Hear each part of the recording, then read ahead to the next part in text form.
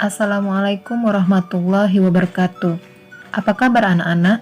Ibu harap kalian senantiasa dalam keadaan sehat dan tetap semangat belajar. Pada kesempatan ini, Ibu akan menyampaikan tujuan pembelajaran. Pertama, menyebutkan pengertian bank sentral. Kedua, menjelaskan sejarah berdirinya bank sentral. Ketiga, menyebutkan fungsi bank sentral. Keempat, menjelaskan tugas bank sentral. Anak-anak, simak video pembelajaran ini sampai selesai ya.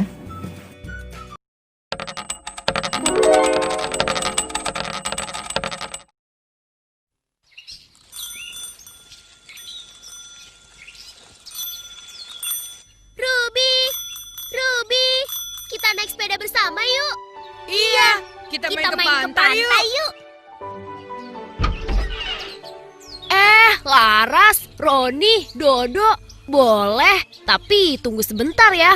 Aku sedang menyusun koleksi uangku. Ayo, kita masuk.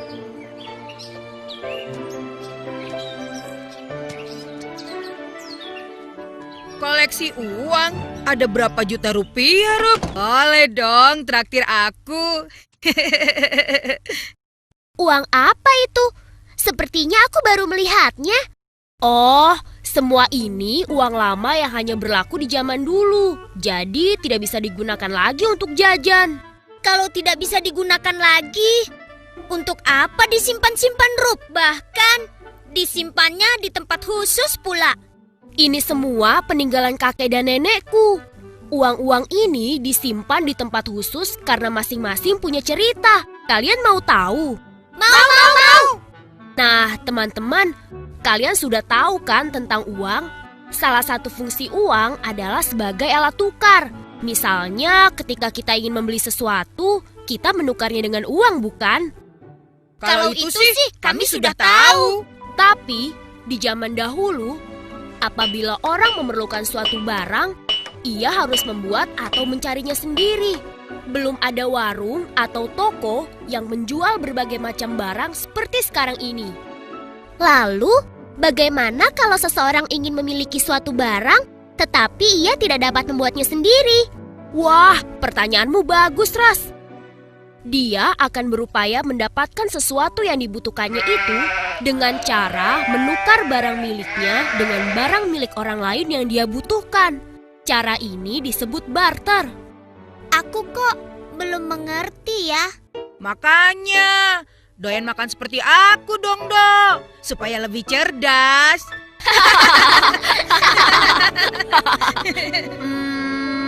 Misalnya begini.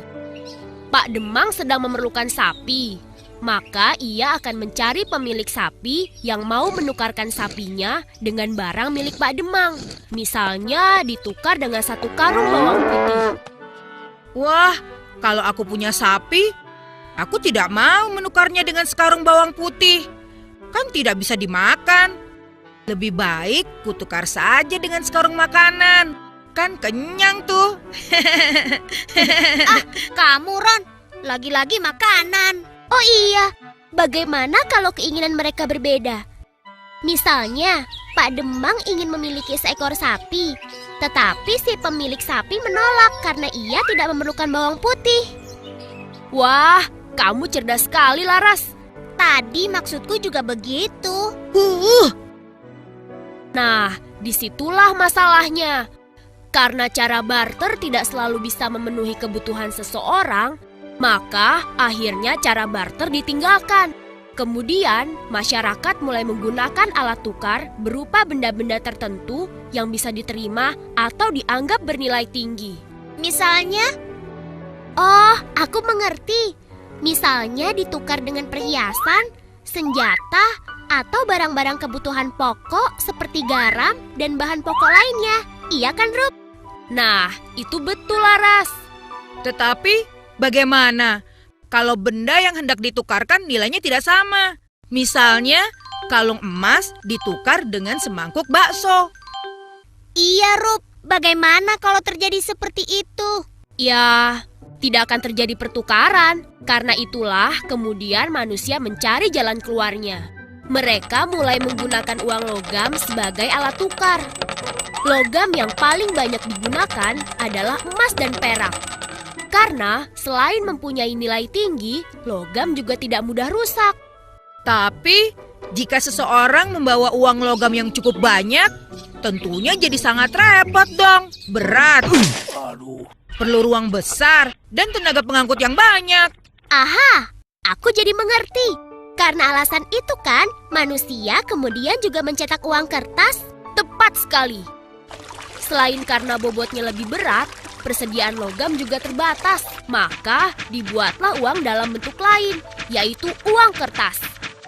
Selain lebih ringan, uang kertas juga tipis, sehingga mudah dibawa kemana-mana. Wah, enak juga kalau aku hidup di zaman dulu. Kalau mau makanan yang enak, tinggal membuat uang saja, dari logam atau dari kertas. Tidak begitu, Ron. Pembuatan uang tidak bisa dilakukan seenaknya. Ada peraturan yang khusus mengatur tentang hal itu. Setiap negara pasti akan menetapkan lembaga tertentu yang diperbolehkan untuk mengeluarkan dan mengedarkan uang kertas atau uang logam sebagai alat pembayaran yang sah di negara tersebut. Kalau di Indonesia, lembaga seperti itu apa namanya, Rup? Namanya Bank Indonesia, yang merupakan Bank Sentral Indonesia. Bank Indonesia diperbolehkan mengeluarkan dan mengedarkan uang rupiah sebagai alat tukar yang sah di Indonesia. Bank Indonesia juga berwenang menetapkan macam, harga, dan ciri uang serta bahan yang digunakan. Apakah Bank Indonesia juga yang mencetak uang tersebut? Oh, bukan. Yang mencetak uang adalah perusahaan percetakan uang berdasarkan pesanan Bank Indonesia. Wah, kalau begitu, pamanku bisa dong mendapat pesanan mencetak uang dari Bank Indonesia. Pamanku kan punya percetakan.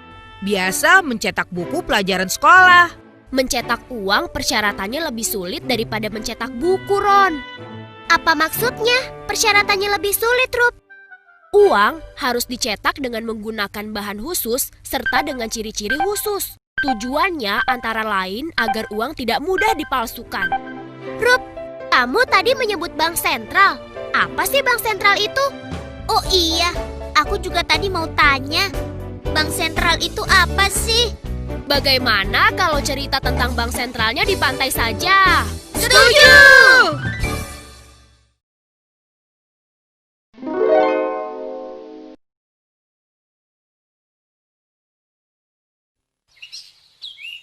Teman-teman, ayo kita berlomba. Siapa yang bisa sampai ke pelabuhan lebih dahulu akan aku beri hadiah. Hadiahnya apa, Ruby? Mie ayam atau sate ayam? Kamu Ron, makanan terus yang dipikirkan. Hadiahnya 1 keping uang logam kuno. Asik! Oke deh, aku yang hitung ya. Perlombaan dimulai pada hitungan kelima. Siap, 1, 2, 5. Hei, Rodi curang. Awas ya, aku susul kamu. Hore! Aku menang, aku menang. Tidak bisa, kamu curang. Pokoknya perlombaan harus diulang. Teman-teman, lihat kapal-kapal itu. Dahulu, para pedagang dari Asia Barat berlayar ke Nusantara untuk membeli rempah-rempah dan menjualnya ke pedagang Eropa.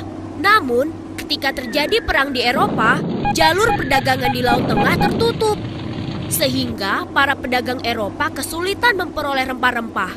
Akhirnya, mereka berusaha berlayar sendiri langsung ke tempat penghasil rempah-rempah. Pada abad ke-16, melalui perjalanan laut yang cukup lama, bangsa Eropa akhirnya menemukan kepulauan Nusantara yang kaya sekali akan rempah-rempah. Bangsa Belanda juga tidak ketinggalan datang ke Nusantara. Ruby, Nusantara itu negara mana? Wah, kamu ini kurang informasi, Ron. Nusantara itu ya Indonesia. Jangan marah begitu dong, Laras. Coba Ruby sejak tadi bilang Indonesia. Aku kan mengerti kenapa pakai istilah Nusantara.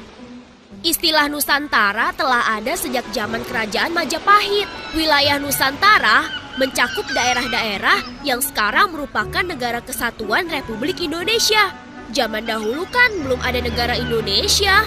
Nah, begitu dong. Kalau dijelaskan seperti itu, aku kan cepat mengerti. Oh, jadi karena ingin menguasai rempah-rempah kita, Belanda kemudian menjajah Nusantara ya? Benar sekali. Kemudian, kegiatan perdagangan semakin ramai, sehingga dibutuhkanlah bank untuk memudahkan para pedagang dalam bertransaksi. Oleh karenanya, pada tahun 1828, atas perintah Raja Belanda Willem I, pemerintah Belanda di Nusantara mendirikan De Javase Bank yang ditetapkan sebagai bank sirkulasi. Ruby, apa sih artinya bank sirkulasi? Artinya, bank yang tugasnya mengeluarkan dan mengedarkan uang. Tetapi, waktu itu De Javase Bank juga menerima simpanan dari masyarakat dan memberikan pinjaman. Ketika Jepang datang merebut wilayah Nusantara dari tangan Belanda pada tahun 1942, De Javase Bank ditutup oleh pemerintah militer Jepang. Pada tahun 1945, Jepang menyerah pada tentara sekutu setelah kota Hiroshima dan Nagasaki dibom oleh tentara sekutu. Indonesia segera memproklamasikan kemerdekaannya. Rup, apakah setelah merdeka, pemerintah Indonesia mendirikan bank sirkulasi sendiri? Iya, benar Laras. Pemerintah segera membentuk Yayasan Pusat Bank Indonesia pada tahun 1945 yang pada tahun 1946 dilebur menjadi Bank Negara Indonesia atau BNI. BNI diharapkan dapat berfungsi sebagai bank sirkulasi.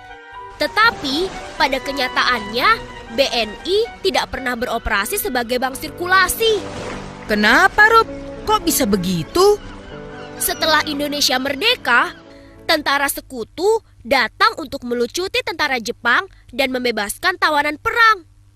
Akan tetapi, kedatangan mereka disusupi oleh tentara Belanda yang disebut Mika, yang langsung menguasai beberapa wilayah Indonesia.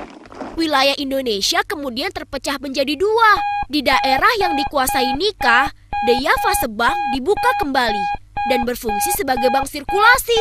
Sementara di daerah Republik Indonesia juga ada bank sirkulasi, yaitu BNI. Namun, karena perang terus berlangsung antara Indonesia dan tentara Mika, BNI tidak dapat menjalankan fungsinya sebagai bank sirkulasi bagi Republik Indonesia. Lalu, bagaimana nasib BNI selanjutnya, Rup? Pemerintah kita dan pemerintah Belanda lalu mengadakan konferensi meja bundar pada tahun 1949 untuk menghentikan perang.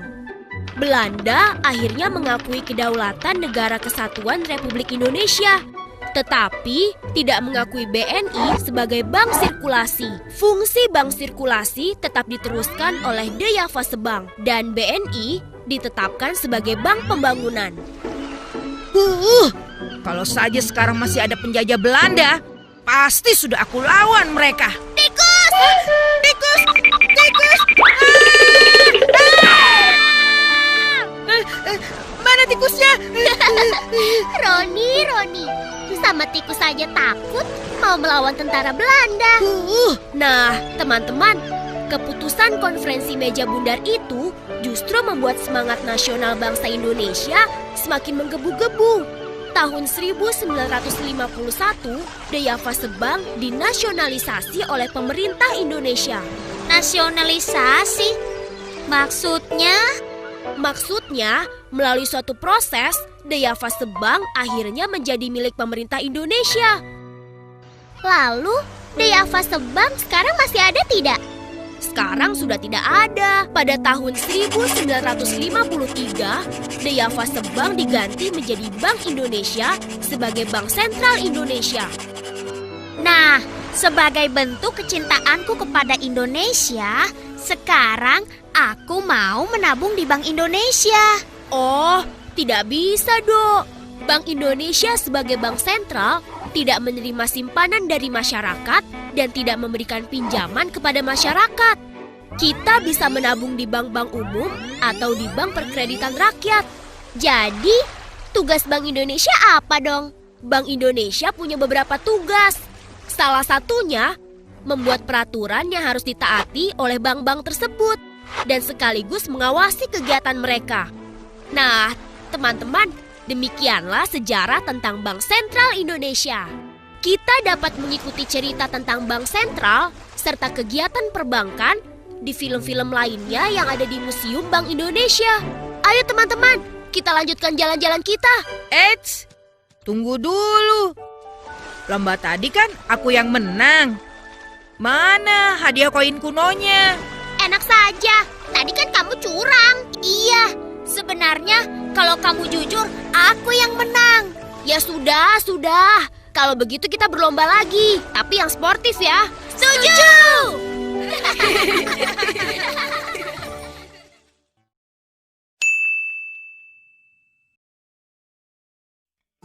Adapun tugas yang harus kalian kerjakan sebagai berikut.